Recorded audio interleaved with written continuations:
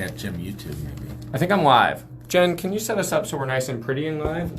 Hey guys, I'm not a miracle worker. No. Oh, Can anyone hear us? you know what, Jen? Shush up. There. Hey, we're live. I see us. I think we got it. I think we do. Should I cut off your bald head or keep that? No, on? my bald head is sexy. That's what I tell myself. Whatever gets you out of bed. All right, boys. All right. Men. Boys Back to men. again? Boys to Hey. men. Do-do-do. Beep-beep-beep. Oh, this is a real delay. Yeah, it's Yes, there right. is like a 30-second delay, so try to. And the good news is the camera's upside down, which is probably fine. Yeah, because I mean, life And is if I move upside the down table? now. All right. Wow, so- All right, so... This is messing with my head because I look at me and And you think, well, actually, not as pretty as I thought? no, it's just not reality. I'm as pretty but- as you thought. Hmm.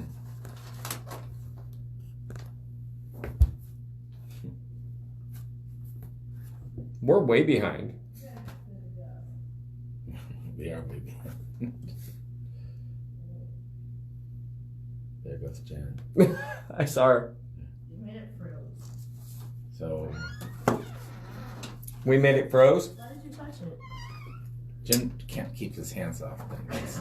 That was question number 14. Let's go. I think you guys are good to go. Ready? All right, I think we're good to go. 1, 2, 3. Action. Action. Hey, my name is Larry Cohn. Welcome to Extreme Ownership with my business partner, Jim Shelvy. A lot of people have been waiting for this. I don't know who. Well, I think we have like 2 viewers. So, anyways. Tynetta's here. My girl. Hey, Tarnetta. One on Jim's team. Okay, so I'm going to take a serious moment here. This is called Extreme Ownership. Jim came up with that name because he's a little bit extreme. Did I come up with that name? Or You did. No, you came up. I approved it, but you came up with it. Kid tested. So, but I want to take a moment really and reflect a little bit about what's going on and what NextCore means and the reason that we're doing this. So I'm gonna take a stab at renaming this from Extreme Ownership to Finding Two. And what I mean by finding two is it's not about the two of us. It's not even about partnerships. But I remember a story a long time ago that I told my kids when they were in school. We had moved from a small rural town in Arizona to Beverly Hills, and they entered a school with child actors and kids of famous parents. And I remember my daughter telling me that one day that she felt like she didn't fit in, and I told her that imagine a number 8 that's curvy and that intersects, and imagine the number 4 with straight linear lines. And through the appearance of an 8 and a 4, there's nothing that is similar to that. But if you go deeper, you'll find a 2. And so I think like with what's going on in the world right now and just what's going on and right now, we have to find the 2.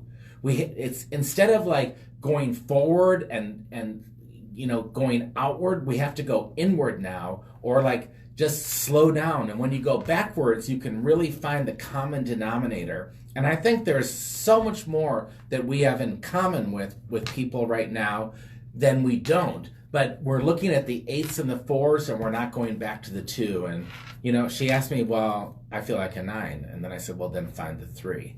So the point of this is there's something that we all have in common with, and just keep looking to find that place, that starting point, versus looking at the differences. So dial it down.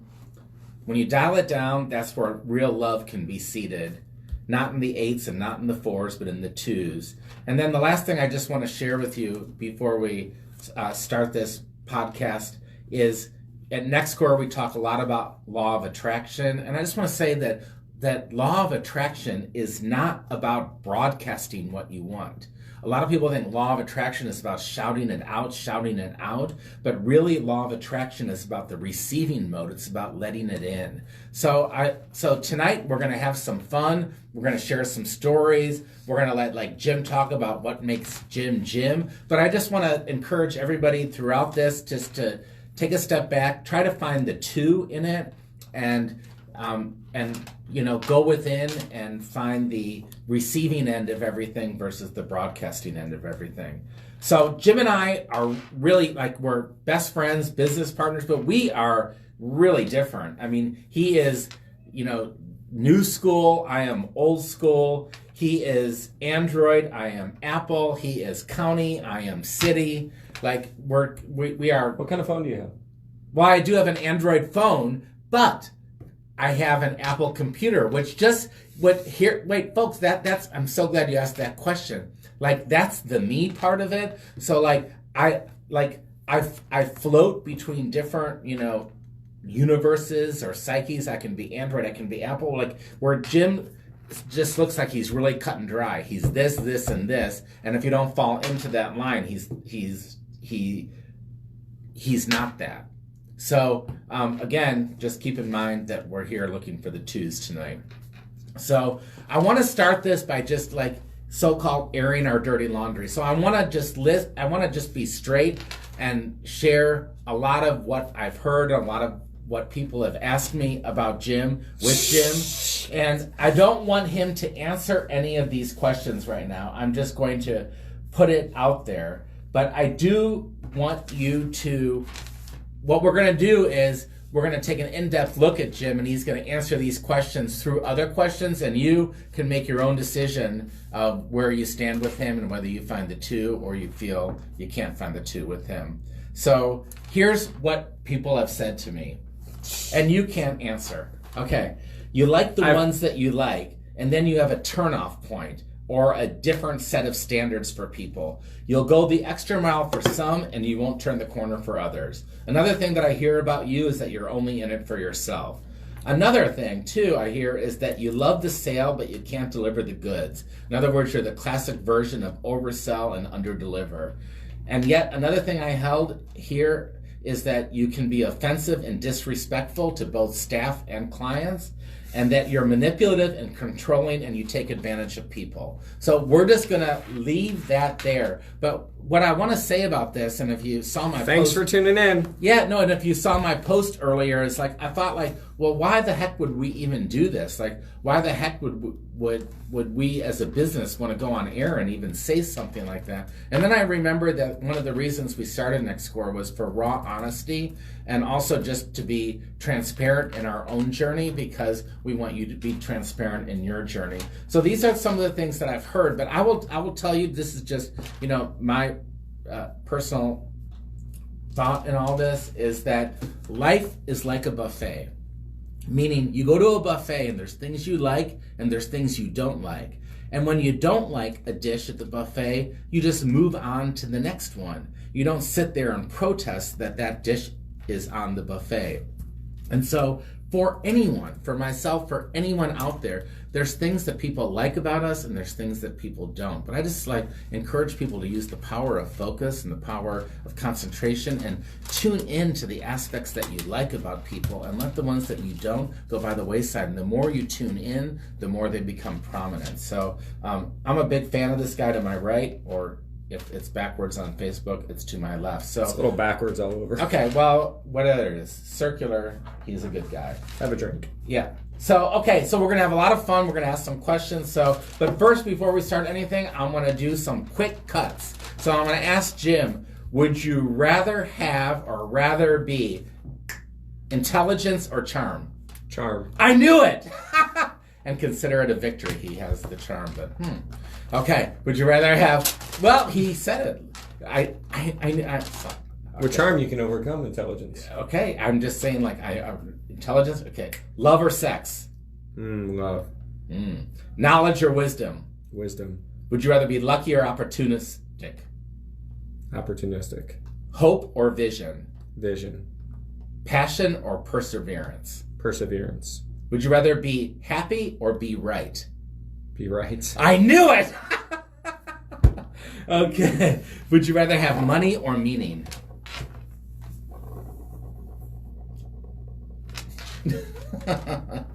It's my next shirt. What was the question? Would you rather have money or meaning? Enough money to buy meaning. Fair enough. Okay. Now we're going to get into some questions. So I'm going to go through these questions, And I gotta tell you, like, I'm really proud of Jim on so many different levels. But like, I was so excited for tonight, and like last night and a couple nights before, We're losing viewers because of you. I asked him, all right, Jim, what are 1 or 2 areas which you think you'd like to see improvement in yourself? Oh, am I answering questions now? Yeah. 1 or 2 areas. Follow through. Nice. Like, I have a follow through issue. I have a great staff, a great team that helps pick up where I dropped the ball, but I would love to see that improved. All right, here's another question. Do you feel you are misunderstood? Not at all. Really? Okay. No, that's the problem. People understand exactly how I feel, they just don't like it. Fair enough. Here's a question that I have. What's one thing you think most people don't know about you, but you'd like them to know?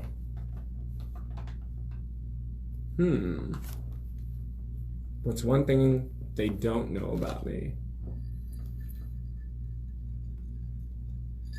Can I get a little, like, raw and real? That's what we're here for. So I'm probably one of the most compassionate people you will ever meet, and that does not come off because I have a low tolerance for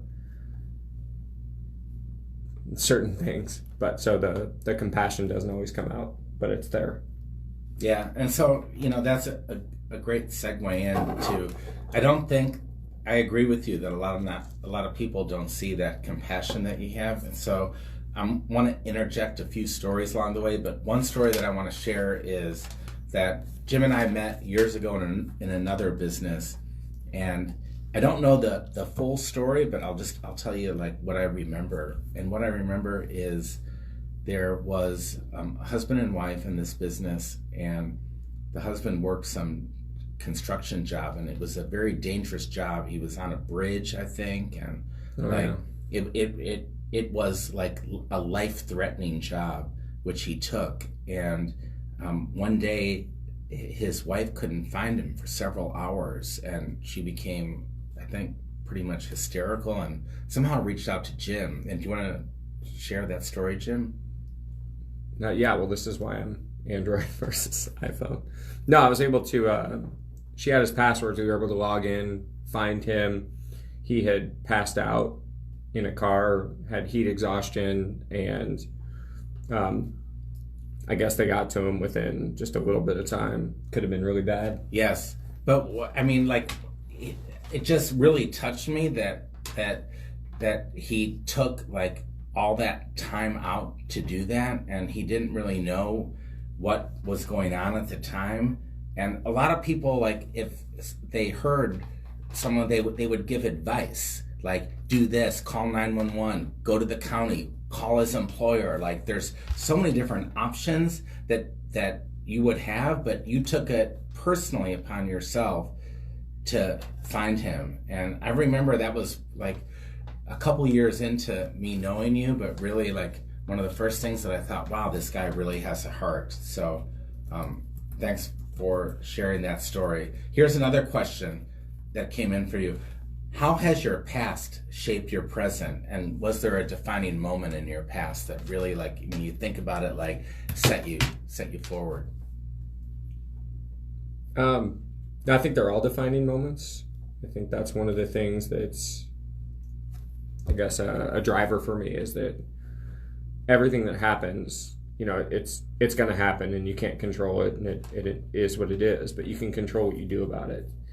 And I remember Jim Rohn, the story of the sailboat. We're all in this little sailboat, and the same wind blows on everybody. It's how you set your sail that determines where you end up. So I've had a lot of things happen in my life that are not great, but at the end of the day, I can look back and I can find the greatness in everything that happened. So, yeah, and I think did that answer it? Your question? I mean, it's your question, it's your answer, but it leads me to another question that I have for Jim, and one of the things that I really admire about him is I've always said that your reality is insignificant, And what I mean by that is your reality, whatever you're living now, is the sum composite of like what you've thought, believed, and acted upon in your past. And as a result, that's your reality today. But it doesn't have to be your reality tomorrow. But for most of us, our reality today is our reality for tomorrow, because we just continue to buy into where we've been and we produce more of the same. One of the things that I really like about Jim, but on the other hand really frustrates me about Jim, is that like he has an incredible ability not to look at reality. Like, I mean, and I'm just, being honest, because otherwise, like, why the heck are we even doing this podcast?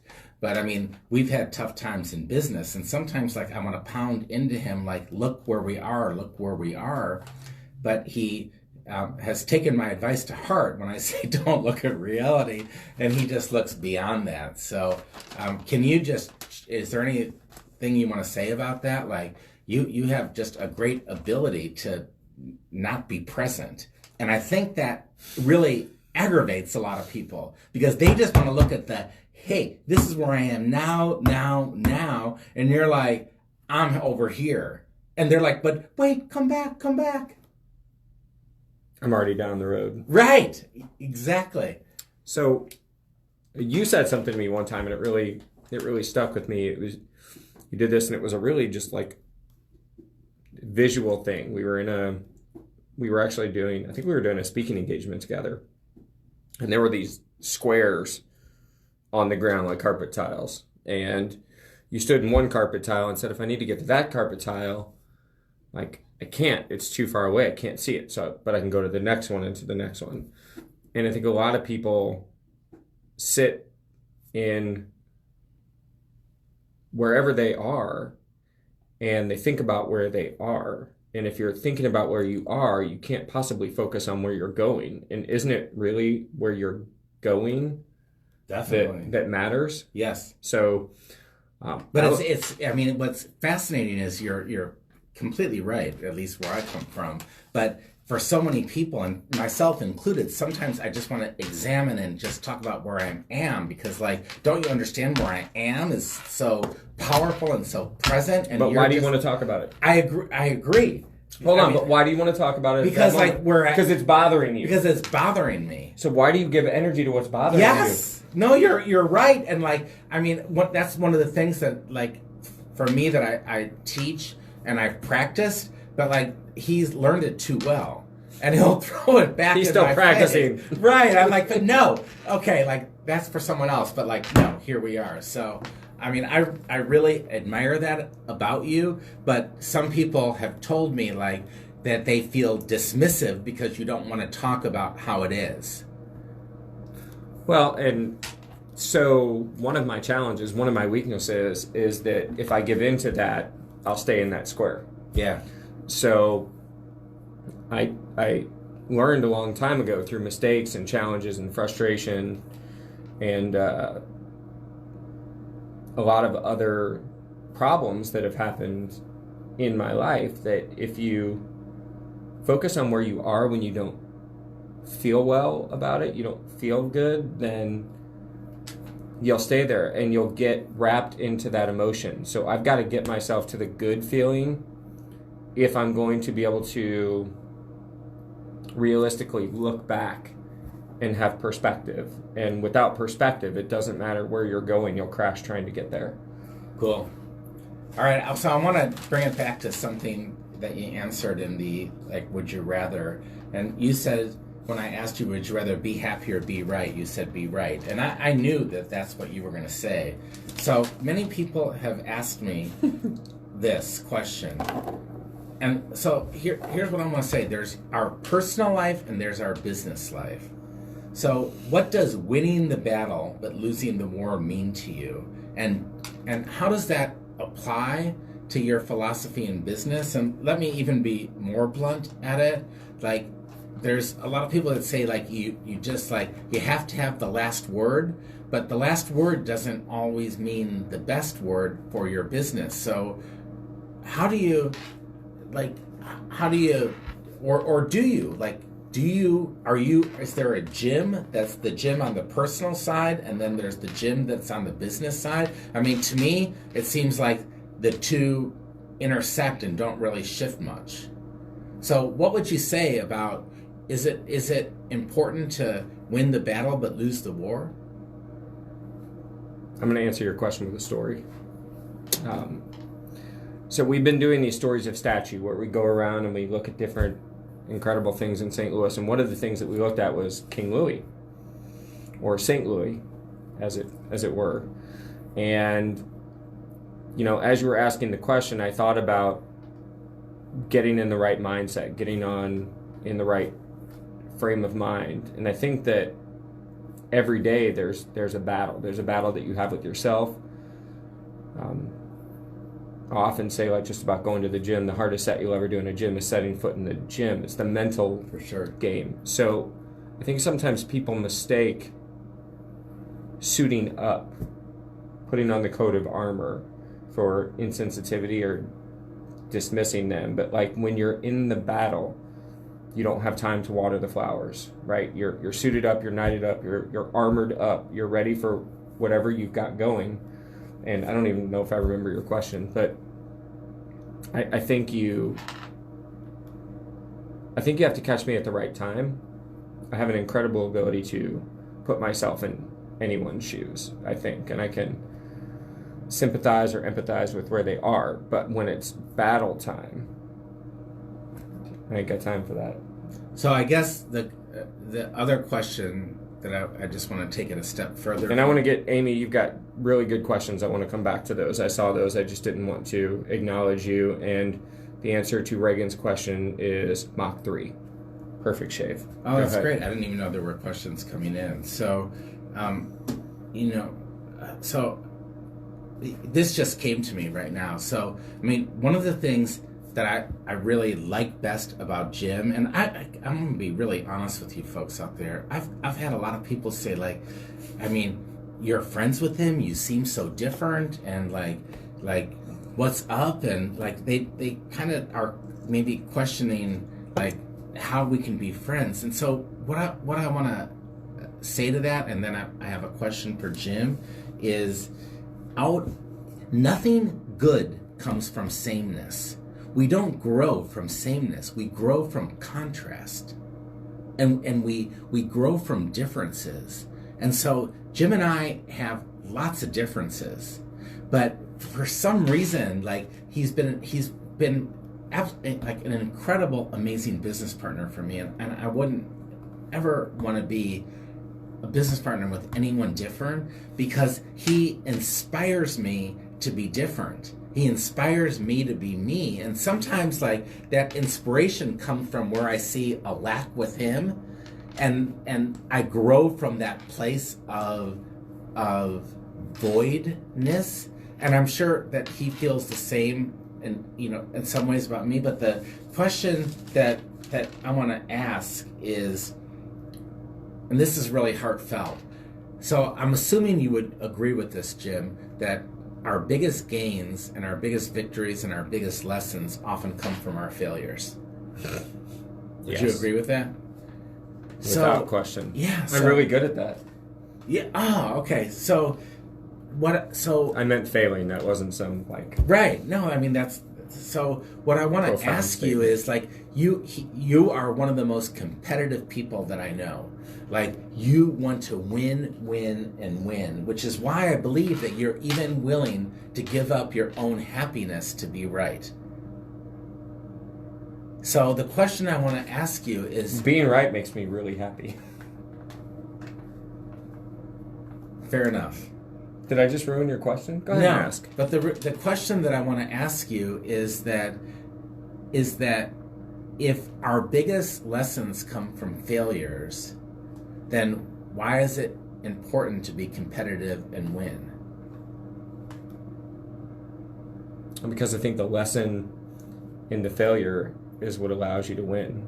So if you fail, and you will, and I failed more than I've won.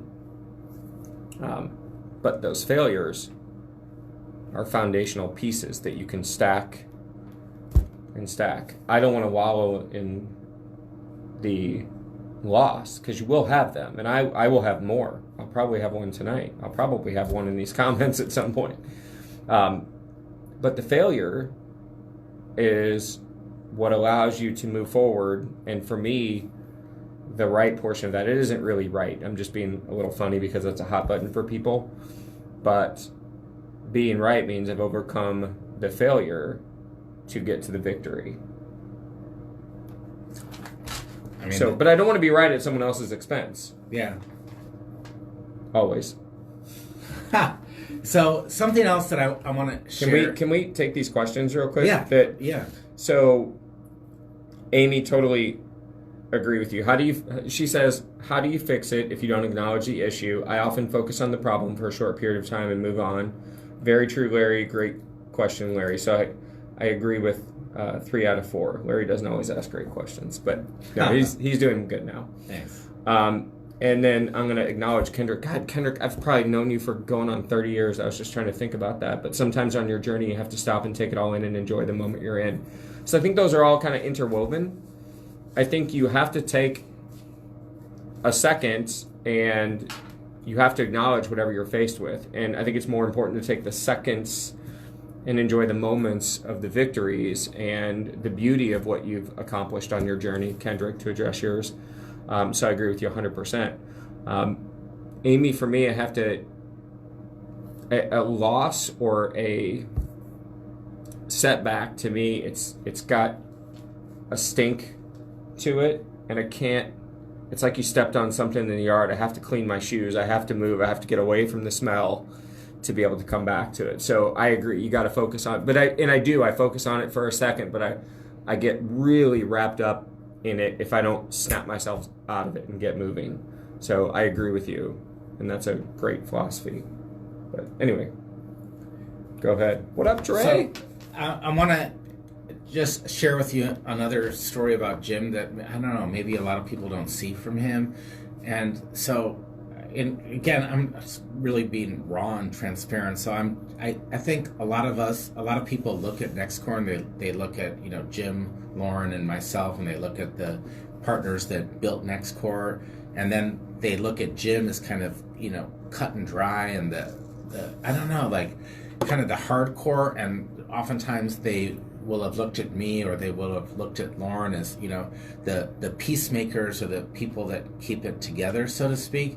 But I want to share, like, as a business partner with Jim, I've often been frustrated with him that he's not more focused on the money.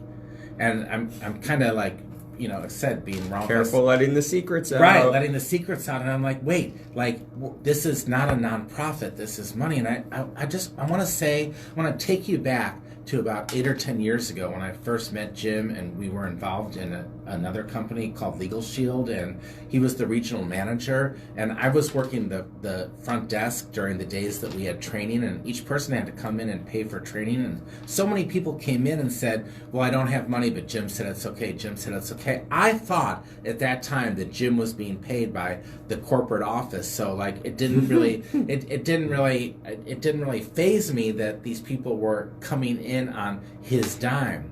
But I learned quickly, because Jim got promoted to the regional position in Missouri, and I took over his position, and I realized, like, there is no corporate office. Sorry about like, that. I'm paying for it, and I didn't have the same response to him. I was like, if you want to come and learn, you've got to pay.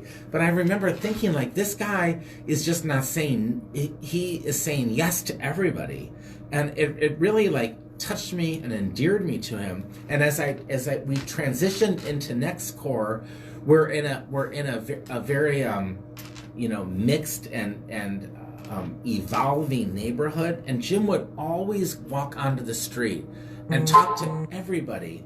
And I remember myself, and I'm going to speak for Lauren also. Remember thinking, like, well, that doesn't look like a prospective client. And he's out there talking to this person for like 10, 15, 20 minutes, giving them a tour of the building, asking them if they want refreshments or anything. And I'm like, we're not making money. But I'm just telling you, like, a lot of people don't see that his love of community and the love for the fellow man or the fellow woman in this. And that really, it angered me, and it also touched me. So yeah, you yelled at me a couple times. I did, and I did. So sure. that's where we'll leave that. But the question... And Kendrick, you're right. It is what drives me. The question that I want to ask you is, what would you like your legacy to be? Evolving. So I want my legacy to continue to grow long after I'm gone. I want my kids to forge a path that, they remember them for who they are because of the groundwork that we laid here today. That's great. Now, folks, we're going to do a shift. Jay Becker, Mark Connors. What up, guys? All right. Jay Becker and I almost started a company, but he wimped out on me. We would have been quadrillionaires by now. Thanks, Jay. Thanks, Jay. I sure wish I was a quadrillionaire. Okay. So, thanks, Jay. Okay. Now we're going to do finish this line. So I've written a couple things, and Jim is going to finish the line. Okay. This is where we inject a little adult. Is this where I have to say in bed after everything? This is a little adult humor, not too far to the left. But if you have any kids that are listening, this would be a good time to have them go wash their underarms. So, okay, finish this line. I'm emotionally constipated. In bed. I haven't given a shit in days. I don't know what to say to these. What would you? Okay, I actually did. I would be top of the line in Cards Against Humanity. All right. Unexpected sex is a great way to be woken up, except if you're spending the night at your uncle's house. You're in prison. All right. Here's a good one. Okay. Jim, 3 words to ruin a man's ego. 3 words. That's really small. Is it in? Oh, are you finishing this or am I? No, I'm just. Oh, you're playing too? I'm playing too. Yes. Oh, okay. Now I want to know, what were emojis called when you were growing up? 8008. Hieroglyphics. All right. Last. Okay. Now we're losing viewers. Now we're turning back to the serious side. Okay. Yeah, we are losing viewers. Okay. Well, sorry. You only can do your best. If you were a Hollywood star, what would you be known for? Making the guy in Boogie Nights look inadequate. And how would you like to use that fame to improve our world, community, or people? Share the love. Fair enough. Okay. I don't know what that was about. It was great. Okay. Okay. So, you're a businessman. Well, okay. Okay. So, almost everything worthwhile carries some sort of risk, whether it's starting a business, a relationship, a move, etc. What risks have you been willing to give up? What risks have you taken? Everything. So, back when this is really personal stuff, but, there have been times when I took a risk with my family's security for the sake of the business. I remember getting a phone call one time that the electricity was off, or the water was off, or the gas was off, and I've gotten each of those phone calls before because we had to do something to take care of the business. I remember losing everything a couple of times. Cars, places to live, breaking relationships, everything. I think if you believe in something, you risk whatever you have to risk to bring it to fruition. All right. In the business of NextCore, which is co-working, collaborative workspace, working with entrepreneurs, we come across a lot of people that have great ideas. Seth Godin, the author, bloggist, says there's no shortage of remarkable ideas, but what's missing is the will to execute them. Can you talk about that will and what it takes to execute? Yeah, so I remember hearing a story. There's 3 birds on a telephone line, and 2 of them just decide to fly south for the winter, how many are left? And the answer is 3, because the decision alone is not enough. You have to take action.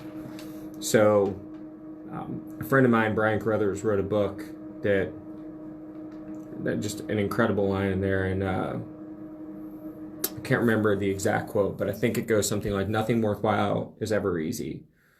Anything worthwhile is going to carry a cost or have a price. You can pay the price and make the sacrifice now that begets the success, or you can pay the price of regret that is eternal. And so I think there are lots of great ideas, but oftentimes people love the ideas until they realize that it's hard work. And the hard work is where it's at. It's 99% perspiration after the 1% inspiration. Amen, Kendrick and Jay. Sacrifice, fail often, but learn, then you will grow. And I can relate to that too, Amy. So Albert Einstein said, imagination is everything. It's the preview of life's coming attractions. Can you tell me, how you've used your imagination and where you see yourself? When you take your imagination, where do you see yourself professionally in 5 years? Is there still a next core? There's not a next core. There's next cores, plural. I think next core is beyond or bigger than just a company. I think it becomes interwoven into the fabric of a community. So what you said is really true. It's really important for me that we take what's happened here. And I'd love to be able to take credit. I know my partners, our staff would love to be able to take credit for what's happened here, but we can't. It's an organic thing that it's a combination of right place, right time, good intention, good vibes, and just the collaboration that has come out of NextCore, the people that have started businesses, the people that have birthed new ideas and taken them to big heights.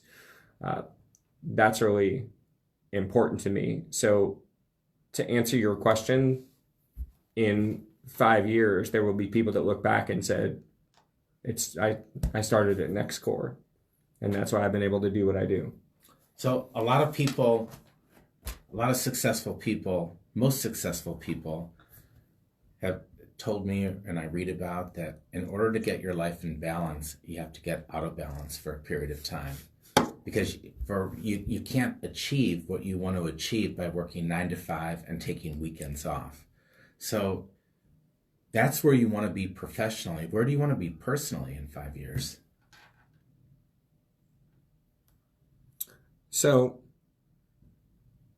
I work a lot, but I don't ever really feel like I'm working. Oh, that's cool, Jay. That'd be awesome. I don't ever feel like I'm working, but I've talked to people that are business owners, and they're like, it's 9 o'clock. I'm watching TV or I'm whatever, and this is where the question from earlier: do I think I'm misunderstood? No, and with what I'm about to say, it's like it's as in your face as it can be. If it's 9 o'clock and your business needs you and you'd rather watch TV, you don't deserve your business. Like, your failure is not only inevitable, but deserved. And so for those that are willing to go out and do it, they have to understand that you can't put a timetable or etch into your planner when you will get balance, because the minute you get it, you will become unbalanced. Because for entrepreneurs, the personality traits that they have, the balance doesn't ever really exist. You find a way to get off balance. Balance would confuse you. At least it does me. That's great. I mean, I agree. For me, I've said the same thing. I've had a lot of ups and downs that people know about if you don't email me. But in every downtime Sure. that I had, whether it was financially, emotionally, personally, physically, I had to get out of balance to get back in balance. So I think, it's kind of like the story my dad had a real successful business, and he told me when I became business partners, he said a partnership. This applies to marriage, applies to everything. So I want to share it with you and see what you think about it. A partnership will never be 50-50 at any given time. At one point, it'll be 90-10. At another point, it'll be 60-40. At another point, it'll be 70-30. But in the end, it kind of balances out as 50-50. But if you're looking for things to be 50-50, you'll always find failure in it. And I got to say, like, with my business relationship with Jim, it's rarely been 50-50. One of us is pulling, one of us is pushing, one of us is in fear, one of us is in imagination. Like, we're hardly ever in the same place, but in the end, it all comes to the same place. So just something to think about in life. Don't expect 50-50. Expect it to always be out of balance, but in the end, it gets in balance. So here's maybe the toughest question that I'm going to ask you tonight. Several people have asked me this question, and I've kind of created a composite of this question. And it is tough. Okay. Your sense of humor is often viewed as disingenuous. And if it's often viewed as disingenuous and offensive to people, why would you continue to do it in a business environment? So before you answer, there's each of us have our personal life and our business life. And in our personal life, we can be any way we want. But in our business life, you want to kind of adhere to certain standards or certain expectations because you're trying to make money and get business. You're not trying to repel business. So the question is, why would you continue to do that in a business and professional environment? I knew this question was coming. I still didn't prepare well for it. I'll answer that as real as I can be. I've had the corporate gigs. I've always been this way. I am unfiltered. I am who I am. I like to surround myself with people that stretch me and pull me and make me better, but ultimately accept me for who I am. And if they don't, that's okay. We don't have to talk, or I don't have to be around you. A good friend of mine once told me we don't need the whole world. We need just 200. And, I don't mean to directly offend anyone. I think I probably have at times. In fact, there's people whose name I can see on the screen who I know I've offended. When I realize that they're offended, I will reach out and apologize, because that is not my intention. I'm just who I am. My sense of humor is a little bit off color, a lot of bit off color, but I think it's funny. I enjoy it. We have fun with what we do, and that's right. Kendrick, I love you. Can you just come show up here and just make all my comments for me? And pay for 100 memberships? Yeah, 105 would be fine. 105 would be fine. All right, so based on that, if someone was here and they felt the offensiveness of some of your off-color jokes and your sense of humor, but they still wanted to be at NextCore because they love the community, maybe they love the geography or the location of it, what could you offer to that person that no one else can? What is, just tell me, what does Jim Shelvy have to offer that nobody else can offer? For some people, nothing, right? Because I can't remember what it is, but is the something worth the something. For some people, I'm just not the cup of tea, right? And that's okay.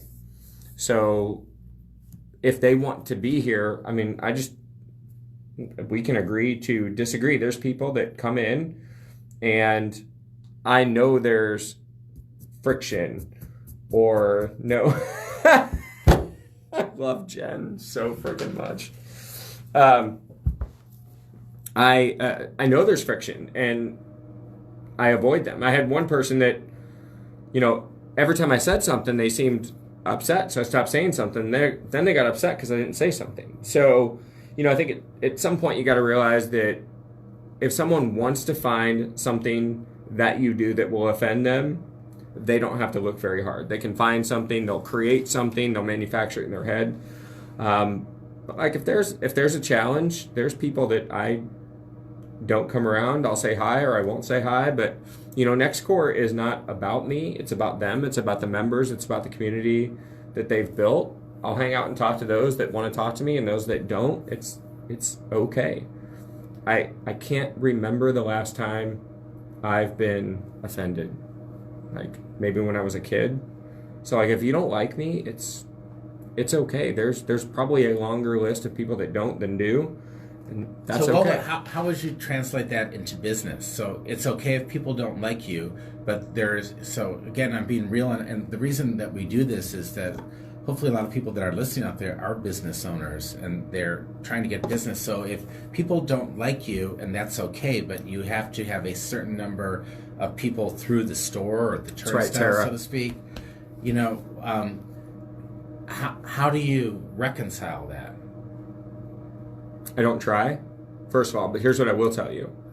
That for those that have worked with me, there's nobody, and like this may be offensive, but there's nobody that will take your business and treat it like theirs like I will.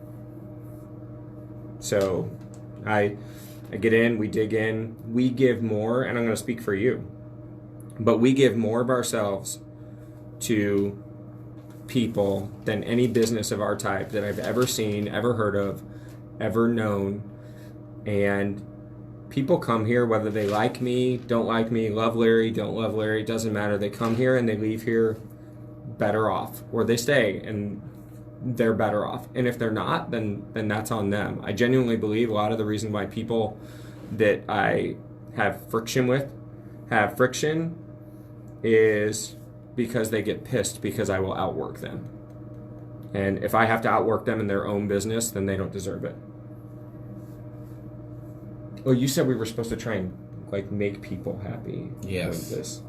So I want to cycle back to something that we've cycled back on two different times. And is that because I haven't answered it the right way twice? It's not because you haven't answered the right way. I'm just, this is extreme ownership. This is like what makes Jim Shelvy. And so I asked you a question that we started with. Would you rather be happy or be right? And you said be right. And then later on you said being right makes you happy. So would you amend your answer to I'd rather be happy than be right? So let me tell everyone where I'm coming from, because I'm going to start at another place. Full transparency again. So I'm a co-founder of NextCore with Jim Shelvy, but I'm no longer a partner with Jim Shelvy and NextCore. We separated business-wise for several different reasons, but one of the reasons that what keeps us together and why I'm doing this is I love NextCore. I love what it stands for, and I'm always going to be for NextCore. And it's really powerful in relationships when you can have disagreements and separate, but still unify for the common cause and unify for the meaning of it. And so I want to give kudos to both myself and to Jim for staying focused on the meaning of NextCore and letting the personal things be the personal things. But I want NextCore to be what NextCore is and what it stands for. So one of the things that I've learned in my journey is that my purpose in life is joy, and that the reason that anyone wants anything, the reason that I want NextCore to be successful, the reason that you really want anything is because you think in the having of it or the doing of it, you will become happy. And if you think about it, it simplifies everything. Wherever you are now and whatever it is that you want, the reason you want it is because you think you'll be happier when you have it. So what I'm saying is why not take the shortcut to happiness and just be happy? and live life unconditionally, meaning that I don't care about the conditions. I'm going to learn to be happy in spite of it. That means I'm going to create my own happiness. So when I asked you that question, would you be happy or be right? You said be right. But later you said that being right is being happy. That's not what I said. I said being right makes me happy. So if I ask you the question again, would you rather be happy or be right? What would you say? Well, since I know that you're looking for something in particular, let me explain the answer more. So I am happy all the time, every day, every second. Like, I have moments of unhappiness, and I think others do too. And part of the reason why I can be so open and be so candid is because I have literally nothing to hide. I've had shit happen to me that other people couldn't have dealt with. I've done it to myself too, so don't get me wrong, this is not a pity party, but I've made mistakes that would have buried other people. I've climbed out. I am genuinely happy just about every moment of my life. So the happiness is a foregone conclusion for me. So when you say be happy or be right, I already am happy. So the right seems like the thing that has to be obtained. The happiness is already there. I'm authentically happy all the time. Fair enough. So I want to be right because it makes me more happy. Yes, and, but like, again, I don't want to be happy at other people's expense. I do think, you asked me earlier, here's one I'll amend. Do I think I'm misunderstood? Yes. I still don't think I'm misunderstood. However, I will say there are things that I do that people don't understand. Yeah. But as a general rule, I don't think I'm misunderstood. Like, I've had people that, we as a company, like, gave everything to. We didn't track the amount of time that we spent working with them or for them or the things that we did, and we tried to help them, and we made mistakes, but in making mistakes, we learned how to help them. In the end, it was always right, or at least we tried to make it right, to help them in some way, in ways that nobody else would have. And sometimes when you give so much, people want more than you can possibly continue to give. That leads me to, I've got just a couple questions left, but that is great that you said that, Jim, because that leads me to the next question. That some people say you have a tendency to overpromise, but yet you underdeliver. And so as your business partner, where I stand from is that I don't necessarily disagree with that. It's your desire to help, and this man's got an amazing heart, and like any failure that he has is a failure by his generosity in giving so much. Now that doesn't make it any better for the business or the individual who felt they were getting something that they didn't get. So I don't want to disrespect or disregard that feeling, but how so in your own words, that's kind of what you said. So do you feel that there's a level of congruency in between what you say you can deliver and what you say you can promise and what has been actually delivered? In the past? Yes. Of course. Yes. I think, everybody sets out at the start of every day to do the best that they can. And some days you don't do the best that you can. Some days you come up short. But I think as a general rule, if there were a time where it wasn't right, we've made it right. May have taken longer. But I think that's true of everything and everyone. The one thing that we can say, I can say as a company, I can say as a human being, as an individual, is if you have a grievance with me, I have either attempted to make it right even if I wasn't wrong, I've attempted to make it right and be as fair as possible.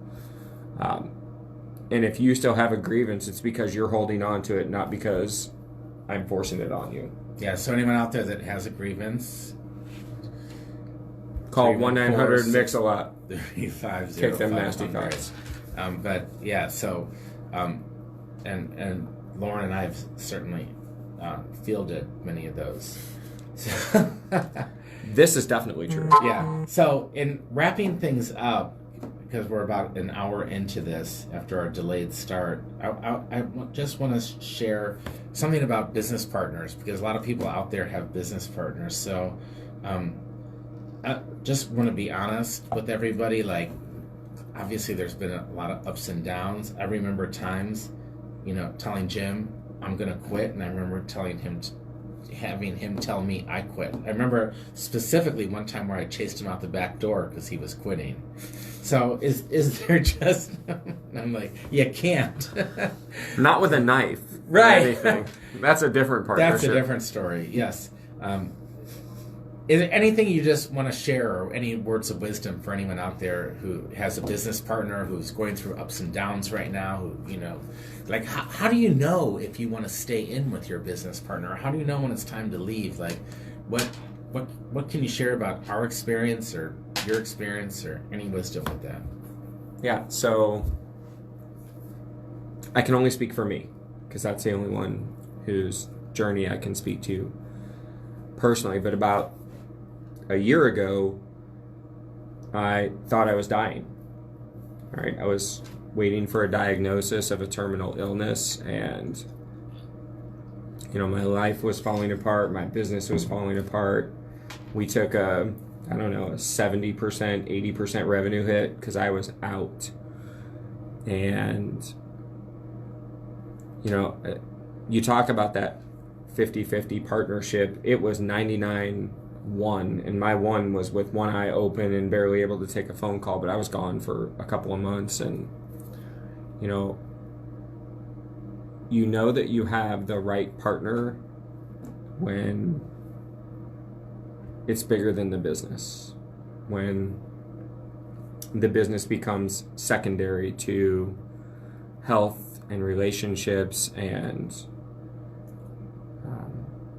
the partnership. And the partnership that I have with Larry, and I've been fortunate to have other really good partnerships, but the partnership that I have with Larry was so clear because it was about me getting better. And even when I was literally getting the final affairs in order before I was misdiagnosed. That's why I'm happy, by the way.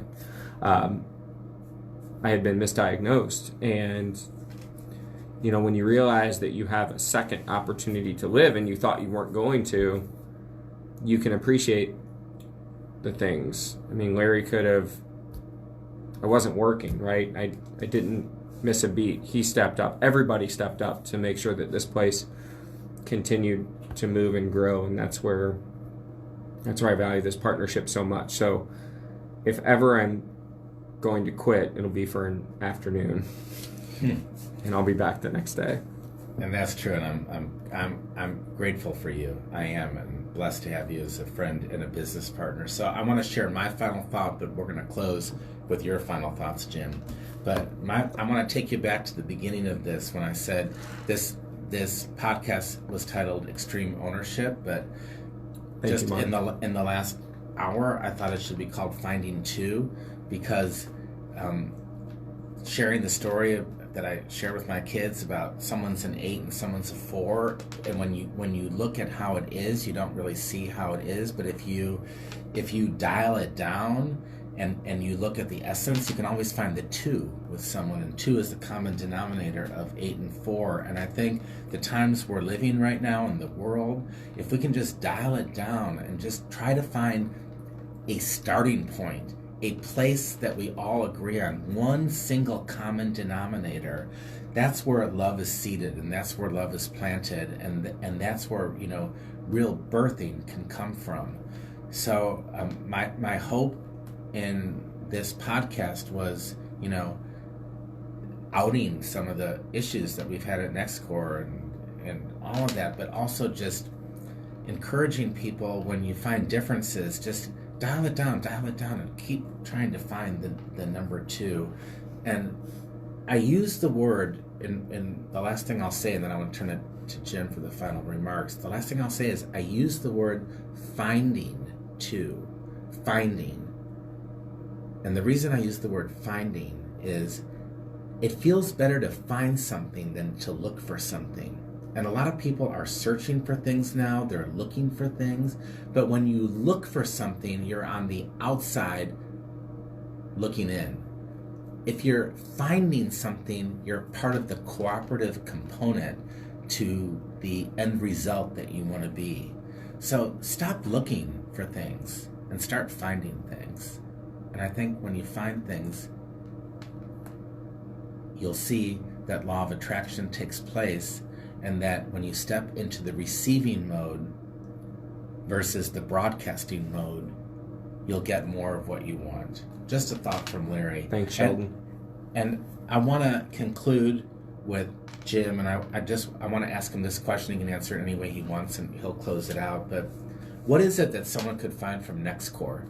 Like, why would someone want to be part of NextCore? Why would you want to bring your business here? Why would you want to be part of this environment?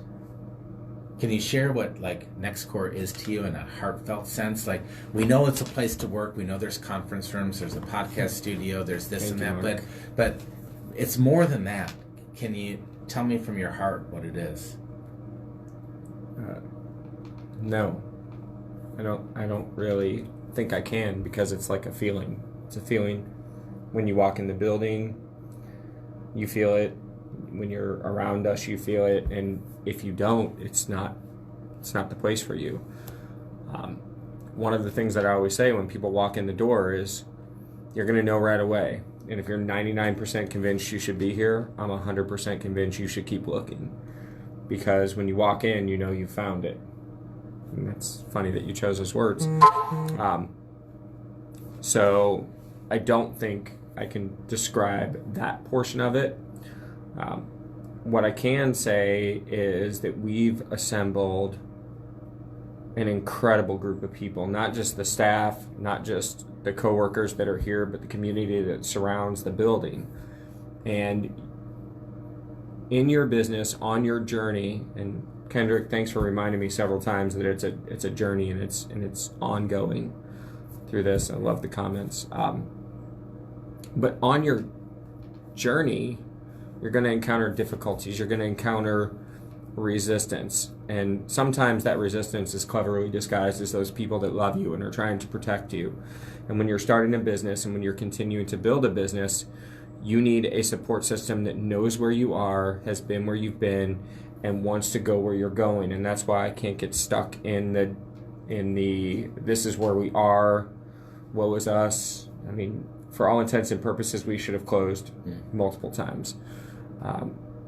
But if you want to be surrounded by people that will give you a level of support that you're not going to find in the outside world, it exists in these walls.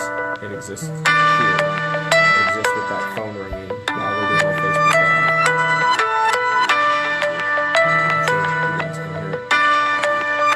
But anyway, I don't know why we said it right, but we did get up to 20 viewers. All right, guys. So last thing I want to say to you is thanks for watching. If there was something we didn't answer, then ask. We have nothing that we won't share, unfortunately. True, yeah. And that's the man to my left or your right has been through more than you can imagine. I've been through a lot myself, and what we always say about NextCore is come here and share our failures. God knows we've made enough of them. We'd like to share them with you so you don't make them also. But anything else? And we've all had some incredible successes too. Yeah, for sure. So the thrill was worth the ride. Oh, that was one of those. That's not the one I was looking for earlier. But hey, right, I just want to Jim end. Shelvy, Larry Cohn, I just want to end with this one last time. It's okay if you disagree with me. I cannot force you to be right. Thanks for tuning in to Extreme Ownership, Finding Two. on the Nextcore Broadcast Television Network, I suppose. So, oh look, we're caught up and we're losing viewers. People don't like the shirt. Love you guys. Thank you so much. Come see us. Hey, July 1st through the 11th, excluding the weekends, I'm telling Larry for the first time, we're doing free dumb co-working week. So come hang out. We're leading into the Small Business Independence Day, the first ever, coined by Nextcore here in St. Louis. Small businesses deserve an opportunity to open up, to be free, to be celebrated. We encourage you to celebrate with us July 11th. But stay part of the celebration and stay tuned for the Small Business Independence Day celebration. Starting July 3rd at what time? No, July 9th? Yes. At what time? 5 o'clock? Yes. Jen, am I right?